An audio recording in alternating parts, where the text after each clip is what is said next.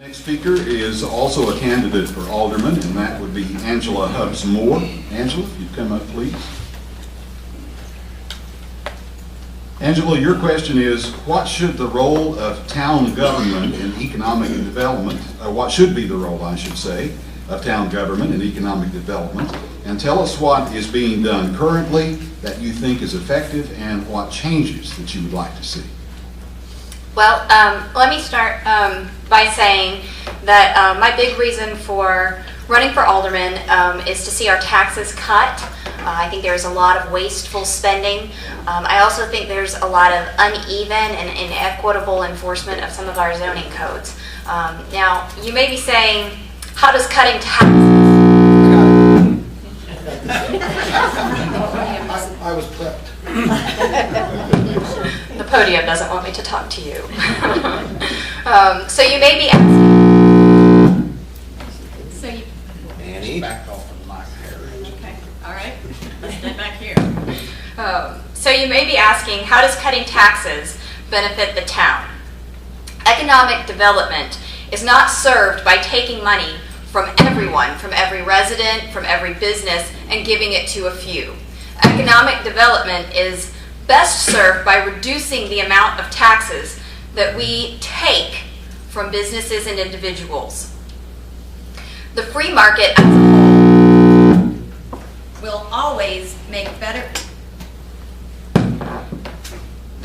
The free market as a whole will always make better economic choices than the government. If a festival or a charity or a memorial or a facility is successful, it will have volunteers, sponsors, donors, and other resources it needs to function. If any of these things lack,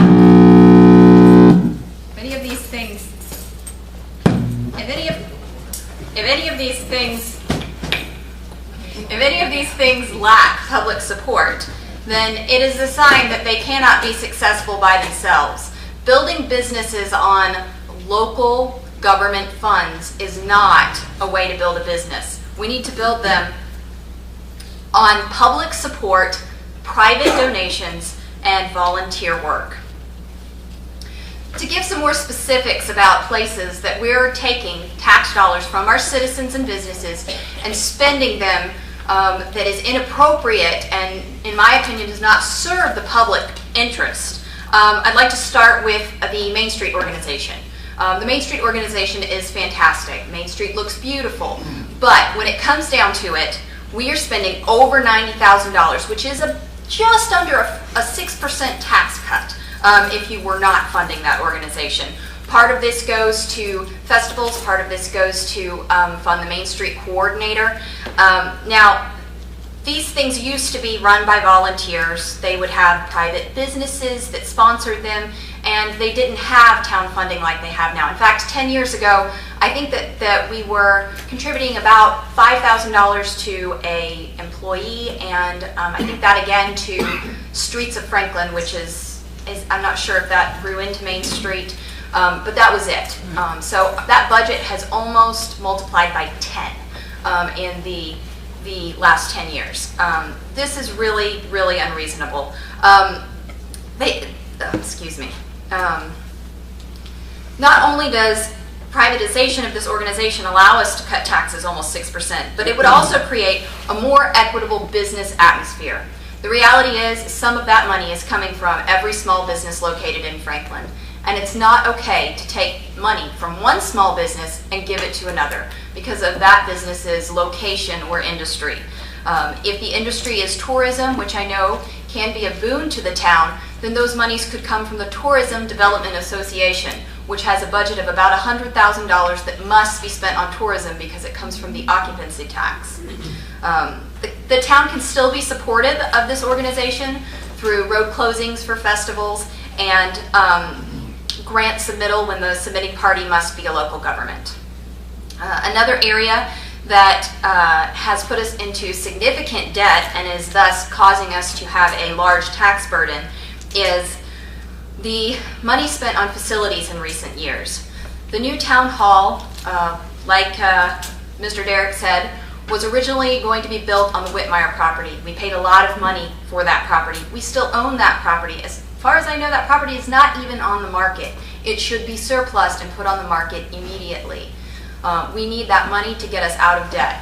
The new town hall went from adding a few walls and windows to an unneeded elevator, to public restrooms, to new furniture for every single office, even though the town already owned furniture. Then we needed a designer to choose that furniture, to choose the carpet and the wall colors. These expenses are over and above and beyond what is adequate or necessary. Originally, part of the reason we moved to Town Hall there was because the police department had expressed repeated interest in the old Town Hall. But for whatever reason, after the new Town Hall was lavishly renovated, a new police department was built. Not even on the Whitmire property, which was already paid for. To make matters worse, the fire department was again built as a purpose-built facility instead of having a strict budget. We need to start managing our town taxes like a business. We give money to charities, wonderful charities, but the reality is these charities should be supported privately.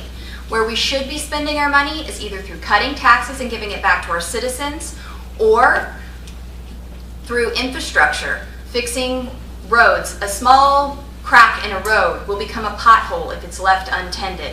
If we can fix these things early on, then we can remedy these problems before they become more expensive. Overall, economic development is important. It's essential, but it shouldn't be done by taking money from every individual and giving it to a few. It should be done by reducing the tax burden and improving our infrastructure services so that each and every citizen and business can benefit. Thank you.